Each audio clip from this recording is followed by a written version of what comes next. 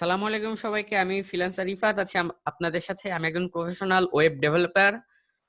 আচ্ছা, তো যারা আমার কাছে সরাসরি ওয়েব ডিজাইন শিখতে চান তারা নিচে ডিসক্রিপশন থেকে রেজিস্ট্রেশন করতে পারেন, এবং যারা সিএসএস শিখতে চাচ্ছেন তারা ভিডিওটি তাদের জন্যই। যারা HTML5 এখনো শিখেন নাই তারা নিচে গিয়ে আগে আমার HTML5 এর টিউটোরিয়াল গুলো দেখে আসুন, আমি লিংক দিয়ে রেখেছি, গিয়ে দেখে আসুন, তারপর সিএসএস এর ক্লাসটি করুন। আচ্ছা, তো আমরা স্ক্রিনে চলে আসলাম। আমরা গতদিন এই পর্যন্ত দেখেছিলাম, তো আমরা যাই আবার HTML না সিএসএস। এবার হাউ টু ইউজ এটা মনে হয় দেখি কি আছে হাউ টু তে।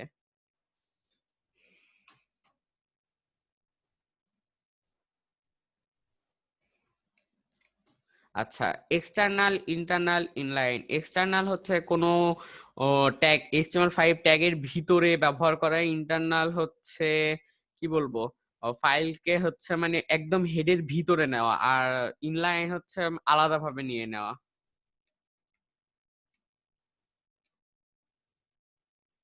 আচ্ছা, তো আমরা এবার কমেন্টে যাই, দেখি কমেন্টে কি আছে।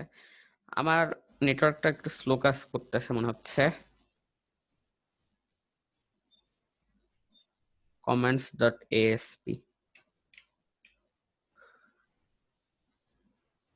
আচ্ছা, তো সিএসএস এর ভিতরে আমরা কমেন্ট কিভাবে দিব? এখন এটা হচ্ছে হেডিং ধরেছি, তাহলে আমরা এখন এটাকে একটা কমেন্ট লিখে দিই। এটা দিয়ে স্টার দিয়ে হেডিং স্টার, এই যে এটা হচ্ছে হেডিং গেল।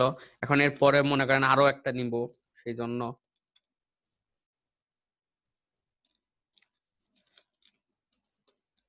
হ্যাঁ,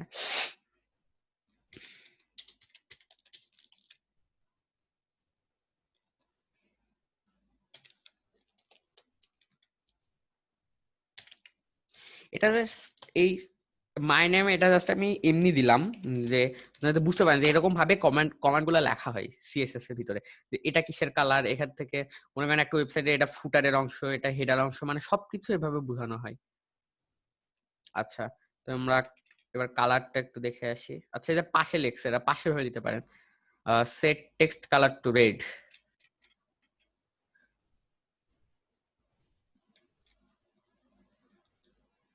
দেখি কালারের ভিতরে কি আছে।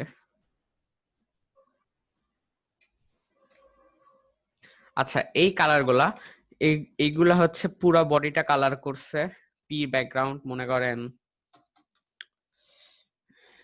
এই হচ্ছে হেডিংটাকে ডিলিট দিয়ে দিই।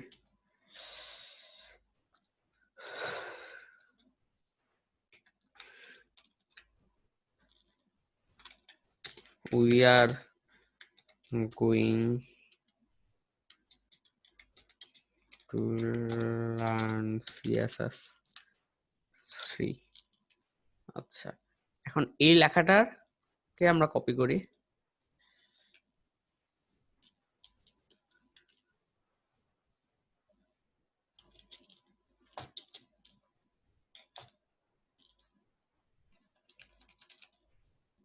আচ্ছা, ঠিক আছে, সেভ দিয়ে নি। হ্যাঁ, এবার যে ফাইলটাকে রিলোড দিই। আচ্ছা, তো এই যে হেডিং ওয়ানটা কালার হয়ে আছে অটো। এবার আমরা হচ্ছে পিকে কালার দিব। আমি কমেন্ট আকারে লিখলাম। উপস, 8 কেন?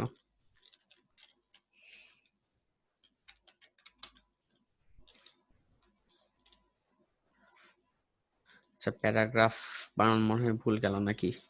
আচ্ছা, তো আমরা পিকে কালার দিয়ে নি। ব্যাকগ্রাউন্ড গ্রিন হয়ে গেল। ফাইলকে রিলোড দিলে এই যে কালারটা চলে আসলো। এই যে এরা এখানে এই কালারটা ব্যবহার করছে, আমরা এখানে আরেকটা কালার ব্যবহার করছি। আমরা এখানে টমেটো দিতে পারতাম, এখানে সায়ানের একটু হালকা কালারের যে ডাব জেড ব্লু, আমরা এই কালারটা এখানে দিয়ে দেখি।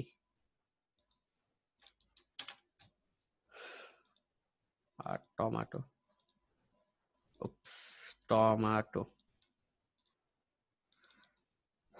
পেস্ট করি, কন্ট্রোল এস। আশা করছি এবার যদি ফাইলকে রিলোড দেওয়া যায় একই রকম হয়ে যাবে। এখন বলতে পারেন ভাইয়া এরা কি করছে, এদের লেখাটা মধ্যে আর আমাদেরটা কেন সামনে? এরা কিচ্ছু করে নাই, জাস্ট এরা হচ্ছে কি বলবো, লেখাটা জাস্ট টেক্সট অ্যালাইন সেন্টার দিয়ে দিছে। সেটা কিভাবে দিছে দেখি আগে, এখানে কাজ করে কিনা ইচ ওয়ান ট্যাগের মধ্যে।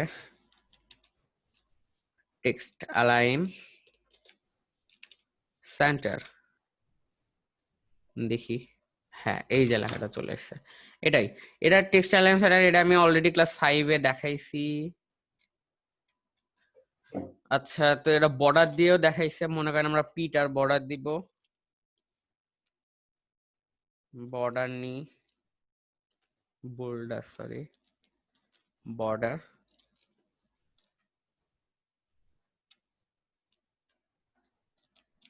65 পিক্সেল, সলিড রেড ডি। আর বর্ডারটা কি হলো না? আচ্ছা, এই যে এখানে একটা আমাদের শেষ করা হয়নি, হ্যাঁ এবার হবে আশা করতেছি। এই যে দেখুন হয়ে গেছে। সেটাই দেখাইছে, এরা 1 পিক্সেল দিয়ে 2 পিক্সেল দিয়ে এরকম চিকন করছে, বিভিন্ন কালার ব্যবহার করছে। আচ্ছা, তো আমরা সিএসএস ব্যাকগ্রাউন্ডটা একই সাথে দেখলাম কিভাবে ব্যাকগ্রাউন্ড দিয়েছে এরা।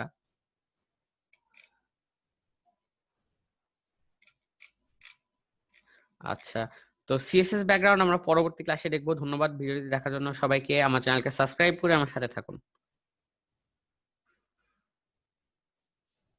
সালামু আলাইকুম।